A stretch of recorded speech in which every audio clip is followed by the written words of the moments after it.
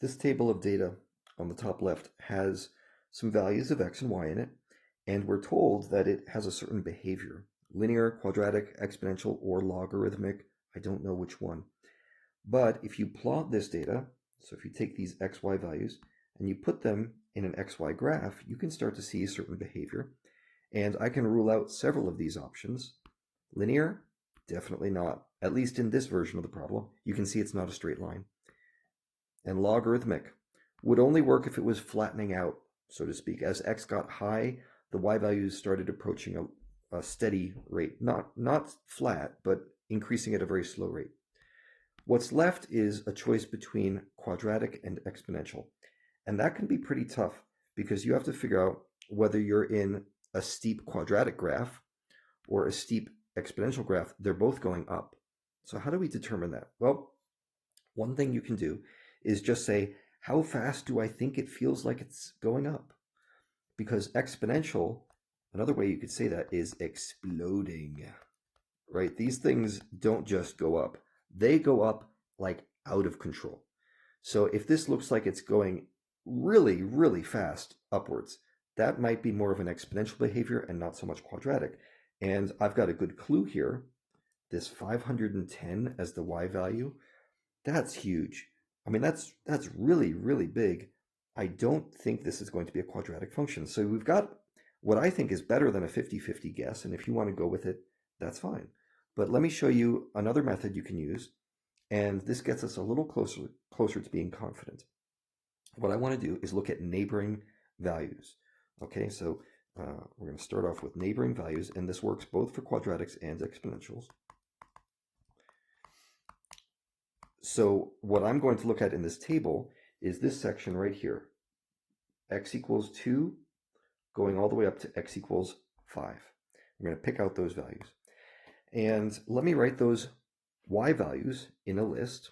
And we're going to go 2.3, and then 6.3, and then 14.3, followed by 30.3. Those are my neighboring y values. And if you take the difference of each one, you can find a difference of 4, then a difference of 8, then a difference here of 16. Okay, and now let's take the difference of those. So this is more like the second order difference. The difference of those is going to be 4 and 8. And what I want to focus on right here, see this? This is not, whoops, get my highlighter off here. This is not constant. And not constant means not quadratic. Okay, so that doesn't tell me if it's exponential. It just tells me it's not quadratic, which is, given that there's only two real choices here, that's a pretty darn good hint. So that's one method you can use. Here's another method. And this works pretty well for exponentials. Again, we're going to look at neighboring values. So let me now set these up as ratios. 6.3 over 2.3. And the next one will be 14.3 over 6.3. See, I'm taking neighboring y values and dividing them by each other. And the final one will be 30.3 divided by 14.3.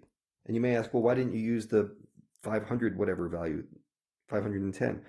Because that's not a neighboring value, right? You had to go pretty far over in x before you got to 500 and y. And if you calculate these, you'll find the ratios are 2.74, 2.27, and 2.12. And these right here, I'm going to say those are pretty close. Right? They're not exactly the same, but they're pretty close to the same. And that is a strong indication of exponential behavior. Okay, so it's not a perfect algorithm, but using these two methods, the neighboring value differences and the neighboring value ratios, you can get a little bit of a better hint about whether it's quadratic or exponential.